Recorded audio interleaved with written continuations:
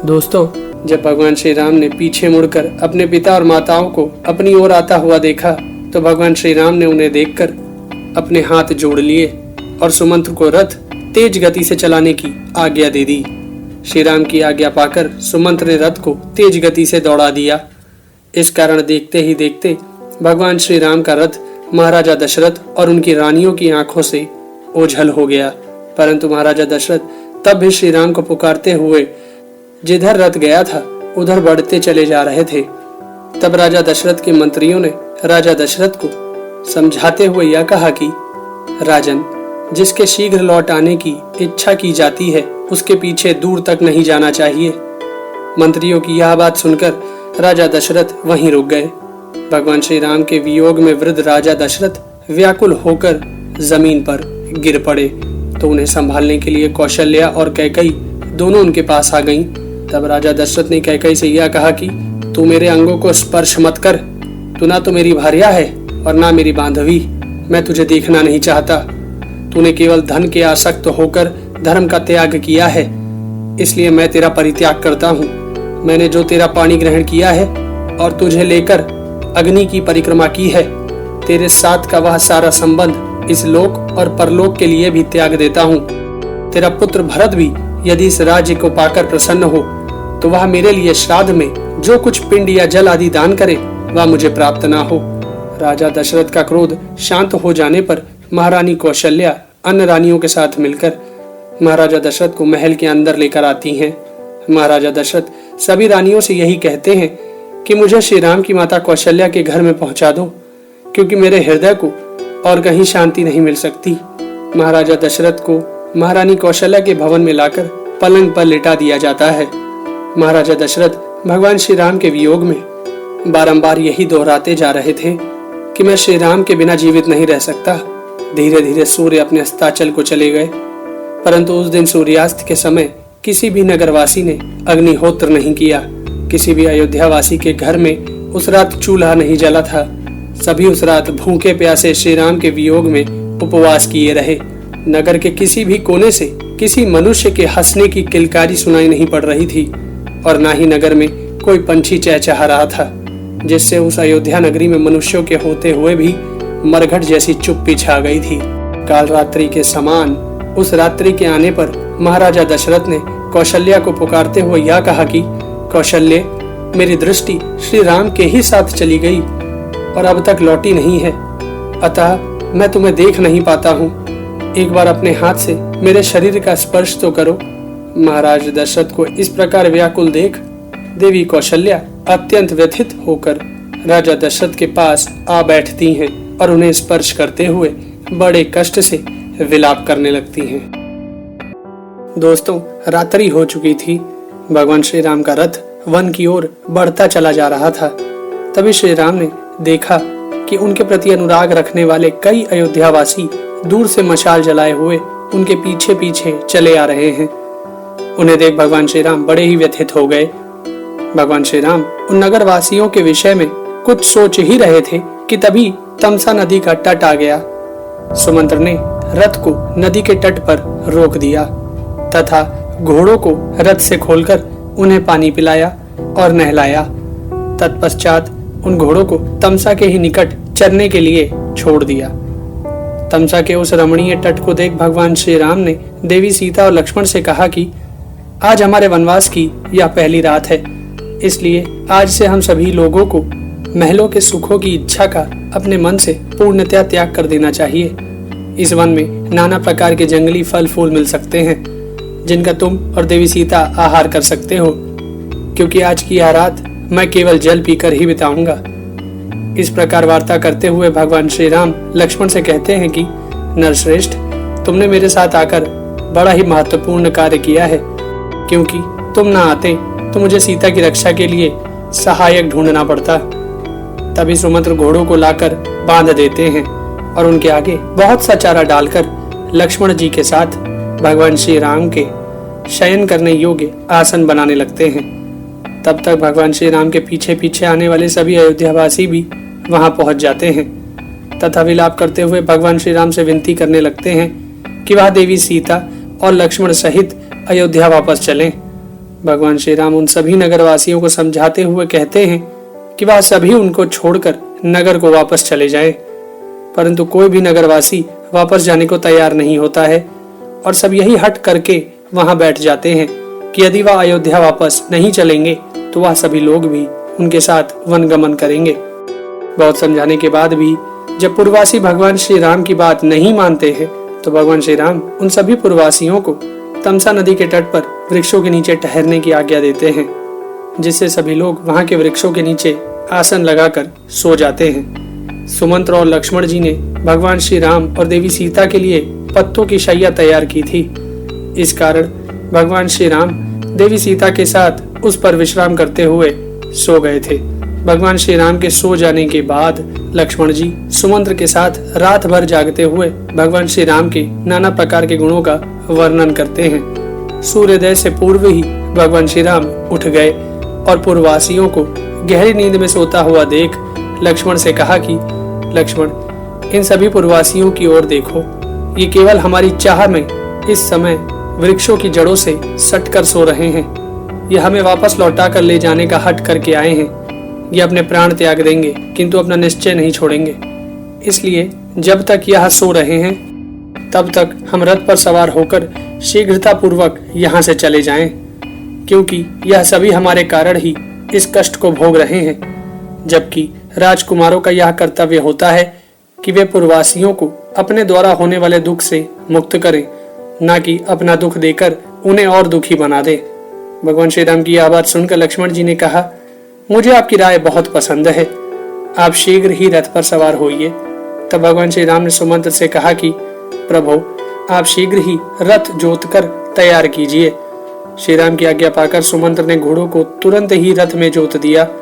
भगवान श्री राम देवी सीता और लक्ष्मण सहित रथ पर सवार हुए और तीव्र गति से तमसा नदी के उस पार चले गए।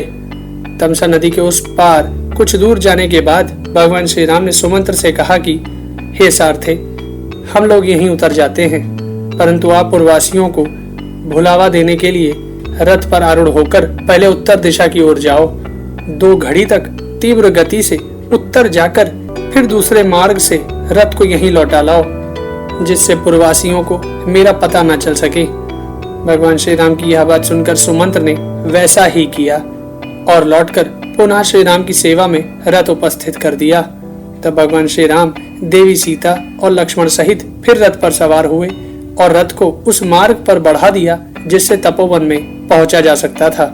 इधर रात बीतने पर जब सवेरा हुआ तब अयोध्यावासी मनुष्य श्री राम को अपने पास ना देखकर शोक से व्याकुल हो गए और भगवान श्री राम को इधर उधर भाग भाग कर खोजने लगे, परंतु उन दुखी पूर्ववासियों को श्री राम किधर गए इस बात का पता देने वाला कोई चिन्ह तक नहीं दिखाई दिया। भगवान श्री राम से विलग होकर वे पूर्ववासी अत्यंत ही दीन हो गए। उनके मुख पर वेदना स्पष्ट दिखाई देती थी। वे सभी विलाप करते हुए यह कहने लगे कि हमारी उस निद्रा को धिक्कार है जिससे अचेत हो जाने के कारण हम अपने भगवान श्री राम से वंचित हो गए। जो श्री राम सदा हमारी रक्षा करते थे, वे श्री राम आज हमें छोड़कर वन क्यों चले गए? यदि हमसे कोई श्री राम का वृत्तांत पूछेगा तो हम उसे क्या उत्तर देंगे? इस तरह विलाप करते हुए वह पूर्ववासी आपस में बात करते हैं कि भगवान श्री राम से बिछड़कर हम अयोध्यापुरी को कैसे देख सकेंगे। फिर सभी लोग जिस प्रकार रथ की लीक देखकर भगवान श्री राम के पीछे आए थे, उसी रथ की लीक को देखते हुए अयोध्या की तरफ लौट चले। उन्होंने अयोध्या नगरी पहुंचकर देखा कि भगवान श्री राम से रहित अयोध्या नगरी शोभाहीन हो गई थी। दोस्तों, भगवान श्री राम का रथ उनकी अयोध्या से दूर होता चला जा रहा था। मार्ग में जो बड़े और छोटे गांव मिलते थे, उनमें निवास करने वाले मनुष्यों की व्याकुलता तथा उनकी बातों से यह स्पष्ट प्रतीत होता था कि भगवान श्री राम के वनवास जाने की खबर दूर दूर तक फैल चुकी है। गांव के लोगों की बातें सुनते हुए भगवान श्री राम अयोध्या की सीमा लांघकर आगे बढ़ गए थे। अयोध्या की सीमा पार करके भगवान श्री राम ने अयोध्या की ओर मुख किया और हाथ जोड़कर अयोध्या में निवास करने वाले तथा अयोध्या की रक्षा करने वाले देवताओं का स्मरण करके उन सभी देवताओं से वन में जाने की आज्ञा मांगी। उसके बाद शीतल जल बहाने वाली वेदश्रुति नदी को पार करके भगवान श्री राम अगस्त्य मुनि द्वारा सेवित दक्षिण दिशा की ओर बढ़ गए। दीर्घ काल तक चलने के बाद भगवान श्री राम के रथ ने गोमती नदी को पार करके उसके बाद मोरों तथा हंसों से व्याप्त सैंदिका नामक नदी को भी पार किया। चलते चलते सूर्य जब अपने अस्ताचल की ओर बढ़ने लगा तब भगवान श्री राम का रथ श्रृंगवीरपुर पहुंचा, जहां देव नदी गंगा की अविरल धारा बह रही थी। गंगा के दर्शन करके भगवान श्री राम ने सुमंत्र से कहा कि आज हम लोग यहीं रहेंगे। गंगा जी के समीप ही जो इंगुदी का वृक्ष है, इसी के नीचे आज रात में हम निवास करेंगे, क्योंकि यहाँ से मुझे गंगा जी का दर्शन होता रहेगा। श्रृंगवेरपुर में गुह नामक एक निषाद कुल का राजा राज्य करता था। वह भगवान श्री राम का प्राणों के समान प्रिय मित्र था। गुह ने जब सुना भगवान श्री राम उसके राज्य में पधारे हैं, तो वह अपने मंत्रियों और बंधु बांधवों के साथ भगवान श्री राम के पास उनसे मिलने चला आया। भगवान श्री राम को वल्कल वस्त्र धारण किए देख गुह को बड़ा दुख हुआ। उसने भगवान श्री राम से कहा, आपके लिए जैसे अयोध्या का राज्य है, उसी प्रकार मेरा यह राज्य भी है। आप इसी राज्य पर शासन करें। गुह भगवान श्री राम के लिए नाना प्रकार की खाने की वस्तुएं लाया था, जिसे देख भगवान श्री राम उससे कहते हैं कि तुमने प्रेमवश यह जो कुछ सामग्री प्रस्तुत की है, इसे स्वीकार करके मैं तुम्हें वापस ले जाने की आज्ञा देता हूँ, क्योंकि इस समय दूसरों की दी हुई कोई भी वस्तु मैं ग्रहण नहीं करता, अपने उपयोग में नहीं लाता। वल्कल और मृग चर्म धारण करके फल मूल का आहार करता हूँ और धर्म में स्थित रहकर वन के भीतर ही विचरता हूँ। इन दिनों तुम मुझे इसी नियम में स्थित जानो। अपने रथ के घोड़ों को दिखाते हुए भगवान श्री राम गुह से कहते हैं कि ये घोड़े मेरे पिता महाराजा दशरथ को बहुत प्रिय हैं। इनके खाने पीने का सुंदर प्रबंध कर देने से मेरा भली भांति पूजन हो जाएगा। रात्रि गहरा चुकी थी, इस कारण भगवान श्री राम देवी सीता सहित भूमि पर लक्ष्मण द्वारा बनाई गई शैया पर सो जाते हैं। भगवान श्री राम से कुछ दूरी पर गुह अपना धनुष धारण करके सुमंत्र और लक्ष्मण से बातचीत करता हुआ श्री राम की रक्षा के लिए रात भर जागता रहा। गुह ने लक्ष्मण से कहा कि तुम्हारे लिए शैया तैयार है, इस पर सोकर विश्राम कर लो, क्योंकि मुझे एक सेवक तथा साथ में वनवासी होने के कारण सब प्रकार के कष्ट सहन करने का अभ्यास है, परंतु तुम सुख में पले हो, इसलिए सो जाओ। मैं श्री रामचंद्र जी की रक्षा के लिए रात भर जागता रहूंगा, क्योंकि इस भूतल पर मुझे श्री राम से बढ़कर प्रिय कोई दूसरा नहीं है। परंतु लक्ष्मण जी सारी रात जागते हुए गुह और सुमंत्र से बात करते रहे। रात बीती, प्रभात हुआ तो भगवान श्री राम ने लक्ष्मण से कहा कि अब हमें समुद्र गामिनी गंगा के पार उतरना चाहिए। तो लक्ष्मण ने गुह और सुमंत्र को बुलाकर उनसे गंगा पार उतरने की व्यवस्था करने को कहा। श्री राम की आज्ञा का पालन करने के लिए निषाद राज गुह ने अपने सचिव से कहा, तुम घाट पर एक सुंदर सी और मजबूत नाव ले आओ। निषाद राज गुह का आदेश सुनकर उस सचिव ने घाट पर एक मजबूत और सुंदर सी नाव की व्यवस्था कर दी। नाव के आने के बाद भगवान श्री राम ने सुमंत्र से कहा कि अब वह अयोध्या वापस लौट जाएं। अब हम लोग पैदल ही वन की यात्रा करेंगे। तब सुमंत्र ने बड़े दुखी मन से भगवान श्री राम से कहा कि मैं अकेला अयोध्या वापस जाकर महारानी कौशल्या से क्या कहूंगा कि मैं आपके पुत्र को वन में पहुंचा आया हूँ। श्री राम, अब मैं आपके बिना अयोध्या लौटकर नहीं जा सकूंगा, अतः मुझे भी वन में चलने की आज्ञा दीजिए। तब भगवान श्री राम ने सुमंत्र को समझाते हुए कहा कि सुमंत्र, जब आप अयोध्या लौट जाएंगे तो आपको देखकर मेरी छोटी माता कैकेयी को यह विश्वास हो जाएगा कि श्री राम वन को चले गए। यदि आप वापस नहीं गए तो उन्हें संतोष नहीं होगा और मेरे वनवासी हो जाने पर भी वह महाराज दशरथ के प्रति मिथ्यावादी होने का संदेह करेंगी। इस प्रकार सुमंत्र को समझाकर भगवान ने निषाद राज गुह से कहा कि इस समय मेरे लिए ऐसे वन में रहना उचित नहीं है जहाँ जनपद के लोगों का आना जाना अधिक रहता हो। तथा साथ ही भगवान श्री राम ने अपने केशों को जटा का रूप देने के लिए गुह से बड़ का दूध मंगाया तथा उस बड़ के दूध से श्री राम और लक्ष्मण अपने केशों की जटा बनाकर जटाधारी हो गए और ऋषियों के समान शोभा पाने लगे। फिर भगवान श्री राम के आदेश से लक्ष्मण जी ने देवी सीता को नाव पर बिठाया और स्वयं भी उस पर आरूढ़ हुए। अंत में भगवान श्री राम भी उस नौका पर बैठे तथा निषाद राज गुह ने नाविक को नौका खेने का आदेश दे दिया। गंगा की बीच धारा में पहुंचकर देवी सीता ने हाथ जोड़कर गंगा जी से प्रार्थना की कि भगवान श्री राम आपसे सुरक्षित होकर अपने पिता की आज्ञा का पालन कर सकें, ऐसी कृपा कीजिए। वन में 14 वर्ष तक निवास करके जब पुनः अयोध्यापुरी को लौटेंगे तब मैं पुनः आपको मस्तक झुकाऊंगी और आपकी पूजा करूंगी। आपके किनारे जो जो देवता, तीर्थ और मंदिर हैं उन सब का मैं पूजन करूंगी। इस प्रकार गंगा जी की स्तुति करती हुई देवी सीता गंगा नदी के दक्षिण तट पर जा पहुंची। दोस्तों, गंगा के दक्षिण तट पर उतरकर भगवान श्री राम ने देवी सीता और लक्ष्मण के साथ वन की ओर प्रस्थान किया। देवी सीता की रक्षा के लिए भगवान श्री राम के आदेश से लक्ष्मण जी आगे आगे चलने लगे। लक्ष्मण जी के पीछे देवी सीता तथा देवी सीता के पीछे भगवान श्री राम चलने लगे। गंगा के उत्तर तट पर खड़े सुमंत्र निरंतर भगवान श्री राम की ओर दृष्टि लगाए उन्हें देख रहे थे। जब भगवान श्री राम दूर जाकर उनकी दृष्टि से ओझल हो गए तो सुमंत्र के हृदय में बड़ी व्यथा हुई और उनके नेत्रों से आंसू बहने लगे। भगवान श्री राम देवी सीता और लक्ष्मण के साथ चलते हुए वत्स देश यानी प्रयाग की सीमा में प्रवेश कर गए थे। चलते चलते सायंकाल का समय हो गया था। इस कारण भगवान श्री राम ने उस वन के एक वृक्ष के नीचे आश्रय ले लिया तथा संध्योपासना करके अपनी भूख मिटाने के लिए उस वन के पवित्र कंदमूल और फलों का सेवन किया। अपने अयोध्या जनपद से बाहर भगवान श्री राम की यह पहली रात थी।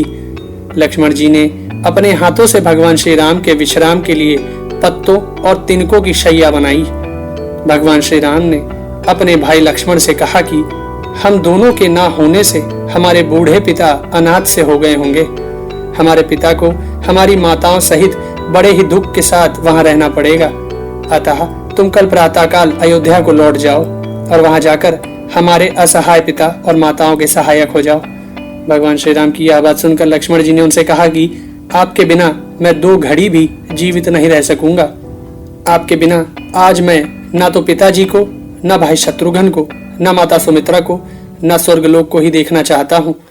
लक्ष्मण की यह बात सुनकर भगवान श्री राम ने संपूर्ण वनवास तक लक्ष्मण को अपने साथ वन में रहने की अनुमति दे दी।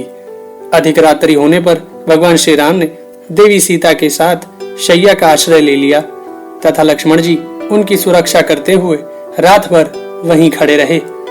सूर्योदय होने से पूर्व ही भगवान श्री राम देवी सीता और लक्ष्मण के साथ उस स्थान से आगे बढ़ चले। वन के भीतर ही चलते चलते दिन प्राय समाप्त हो चला था। तभी भगवान श्री राम को दूर धुआं उठता हुआ दिखाई पड़ा तो उन्होंने लक्ष्मण से कहा कि मालूम होता है वहां मुनि भारद्वाज का आश्रम है। यदि यह सही है तो निश्चय ही हम लोग गंगा यमुना के संगम पर आ पहुंचे हैं। इस तरह बातचीत करते हुए भगवान श्री राम देवी सीता और लक्ष्मण के साथ संगम के समीप मुनिवर भारद्वाज के आश्रम पर जा पहुंचे।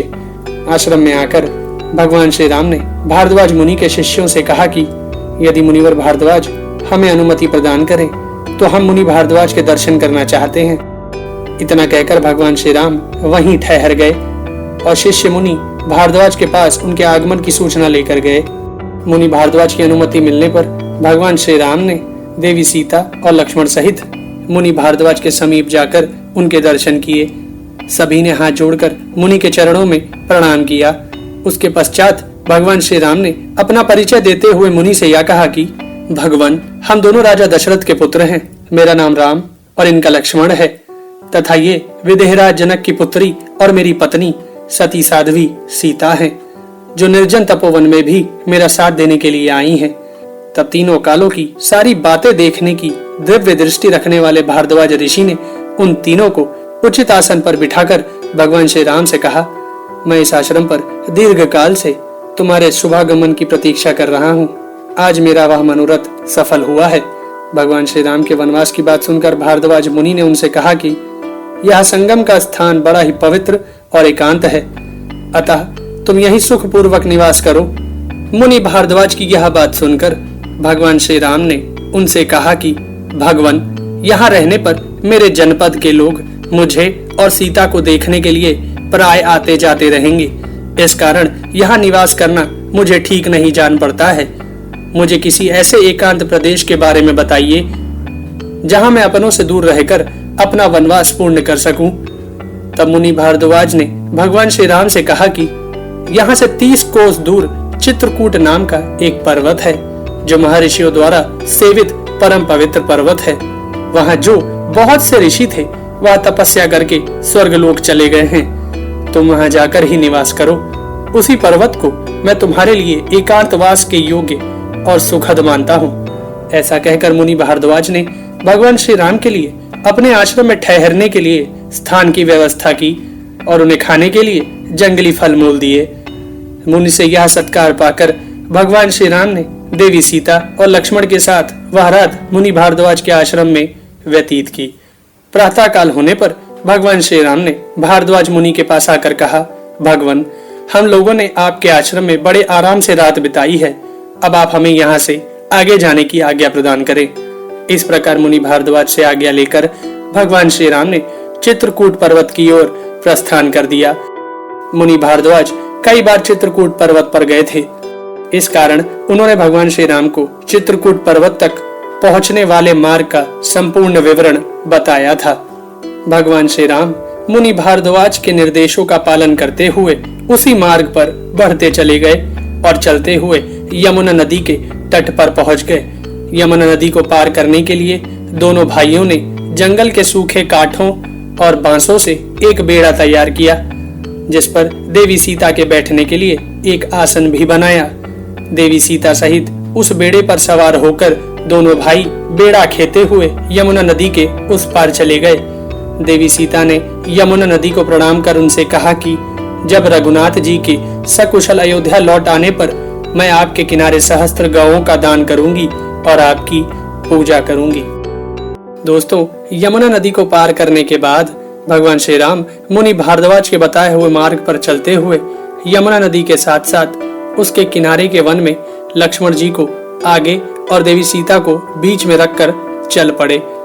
चलते हुए कुछ समय बाद भगवान श्री राम उस बरगद के वृक्ष के नीचे पहुंच गए, जिसके बारे में बताते हुए मुनि भारद्वाज ने उनसे कहा था कि उस बरगद का नाम श्यामवट है और उसकी छाया के नीचे बहुत से सिद्ध पुरुष निवास करते हैं। भगवान श्री राम और लक्ष्मण जी ने उस वृक्ष श्यामवट को प्रणाम किया तथा देवी सीता ने दोनों हाथ जोड़कर उस श्यामवट से कहा, महावृक्ष, आपको नमस्कार है। आप ऐसी कृपा करें जिससे मेरे पतिदेव अपने वनवास विषयक व्रत को पूर्ण करें तथा हम लोग वन से सकुशल अयोध्या लौट सकें। श्यामवट से ऐसी प्रार्थना करने के बाद देवी सीता ने उस महावृक्ष की परिक्रमा की। कुछ पल उस श्यामवट की शीतल छाया में विश्राम करने के बाद भगवान श्री राम देवी सीता और लक्ष्मण जी के साथ पुनः मुनि भारद्वाज के बताए हुए मार्ग से चित्रकूट पर्वत की ओर चल पड़े। यमुना नदी के किनारे चलते हुए देवी सीता जहां हंस और सारसों से युक्त यमुना को देखकर बहुत प्रसन्न हो रही थी, वहीं उनसे आगे आगे चल रहे लक्ष्मण जी भगवान श्री राम और देवी सीता के लिए मार्ग में मिलने वाले हिंसक पशुओं का वध करते जा रहे थे। चलते चलते जब दिन समाप्त होने लगा, तब तक भगवान श्री राम यमुना नदी के एक समतल तट पर पहुंच गए थे। भगवान श्री राम ने उसी यमुना तट पर रात व्यतीत करने का निर्णय ले लिया।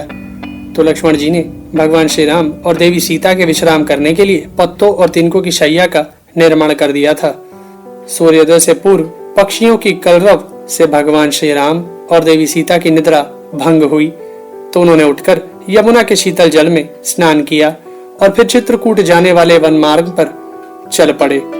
इस प्रकार चलते हुए भगवान श्री राम जब चित्रकूट पर्वत के समीप पहुंचे, तो वह चित्रकूट पर्वत को देखकर बड़े प्रसन्न हुए। पर्वत को देखकर भगवान श्री राम ने देवी सीता और लक्ष्मण जी से कहा, यह पर्वत बड़ा ही मनोहर है। इस पर्वत पर बहुत से महात्मा मुनि निवास करते हैं। यहाँ फल मूल भी बहुत हैं, अतः हम यही निवास करेंगे। भगवान श्री राम चलते हुए चित्रकूट पर्वत पर आए, तो वहां उन्हें महर्षि वाल्मीकि का आश्रम दिखाई पड़ा। तो भगवान श्री राम देवी सीता और लक्ष्मण जी के साथ उस आश्रम में प्रवेश कर गए। महर्षि वाल्मीकि से मिलकर भगवान श्री राम सहित देवी सीता और लक्ष्मण जी ने उन्हें हाथ जोड़कर प्रणाम किया तथा भगवान श्री राम ने महर्षि को अपना परिचय दिया। महर्षि से आशीर्वाद लेने के बाद भगवान श्री राम ने लक्ष्मण जी से कहा, मेरा यही निवास करने को जी चाहता है, इसलिए तुम जंगल से मजबूत लकड़ियां ले आओ और यहीं एक अच्छी सी जगह पर एक कुटी तैयार करो। भगवान श्री राम का यह आदेश पाकर लक्ष्मण जी शीघ्रता से जंगल में जाते हैं और जंगल से लकड़ियां लाकर भगवान श्री राम के लिए एक सुंदर सी कुटिया तैयार करते हैं। भगवान श्री राम स्थान देवताओं का मंत्रोच्चारण से आह्वान करके अपनी उस कुटिया की वास्तु शांति करते हैं। फिर देवी सीता और लक्ष्मण सहित अपनी उस कुटिया में प्रवेश करते हैं।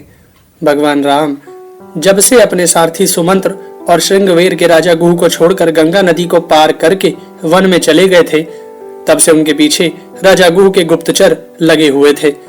जब भगवान श्री राम ने चित्रकूट पर्वत पर कुटिया का निर्माण करवाकर वहां निवास करने का निर्णय ले लिया था, तब राजा गुह के वह गुप्तचर वापस अपने राजा गुह और सुमंत्र के पास राजा गुह के घर चले गए थे। गुप्तचरों ने राजा गुह और सुमंत्र को भगवान श्री राम की चित्रकूट तक की यात्रा का संपूर्ण विवरण कह सुनाया। भगवान श्री राम के बारे में यह जानकारी प्राप्त करने के बाद सुमंत्र राजा गुह से विदा लेकर अपने रथ से अयोध्या की ओर चल पड़े। लगातार चलने के बाद दूसरे दिन सायंकाल अयोध्या पहुंचकर सुमंत्र ने देखा कि पूरी अयोध्या नगरी आनंद शून्य हो चुकी है। मनुष्यों का कोई भी शब्द उन्हें सुनाई नहीं पड़ रहा था, मानो अयोध्या मनुष्यों से सूनी हो गई हो। यह देख सुमंत्र के मन में बड़ा दुख हुआ। सुमंत्र को आया देख कई अयोध्यावासी उनके रथ के साथ दौड़ते हुए उनसे पूछने लगते हैं कि श्री राम कहाँ हैं। सुमंत्र उन सभी को यह बताता है कि मैं गंगा के किनारे तक रघुनाथ जी के साथ गया था, वहां से उन्होंने मुझे वापस लौट जाने की आज्ञा दी, अतः मैं उनसे विदा लेकर लौट आया हूँ। सुमंत्र का यह वचन सुनकर अयोध्यावासी बड़े दुखी हो जाते हैं और जोर जोर से विलाप करने लगते हैं। सुमंत्र महाराजा दशरथ के राजमहल के बाहर आकर अपना रथ रोक देता है और रथ से उतरकर राजमहल में प्रवेश करता है। राजमहल के राजभवनों की अट्टालिकाओं पर बैठी हुई स्त्रियां सुमंत्र को लौटा हुआ देख जोर जोर से विलाप करने लगती हैं। राजा दशरथ की रानियां रोती हुई कहती हैं, ये सुमंत्र तो श्री राम के साथ यहाँ से गए थे, फिर उनके बिना वापस क्यों आए? इन्हें श्री राम को साथ लेकर आना चाहिए था। रानियों की यह बातें सुनते हुए सुमंत्र राजा दशरथ के कक्ष में चले जाते हैं। राजा दशरथ अपने कक्ष में रानी कौशल्या और सुमित्रा के साथ पुत्र शोक से मलिन और दीन अवस्था में बैठे हुए हैं। सुमंत्र महाराजा दशरथ के पास आकर उन्हें प्रणाम करते हैं तो राजा दशरथ बड़े ही व्याकुल होकर सुमंत्र को देखने लगते हैं। तब सुमंत्र ने भगवान श्री राम के द्वारा कही सभी बातें ज्यों के त्यों उन्हें सुना दी। सुमंत्र की बातें सुनकर महाराजा दशरथ व्याकुल होकर अपने सारथी सुमंत्र से बहुत कुछ पूछना चाहते हैं, परंतु कुछ भी पूछ नहीं पाते हैं और दुख में डूबकर मूर्छित होकर गिर पड़ते हैं। तब रानी कौशल्या और सुमित्रा सहित दूसरी रानियां उन्हें संभालती हैं।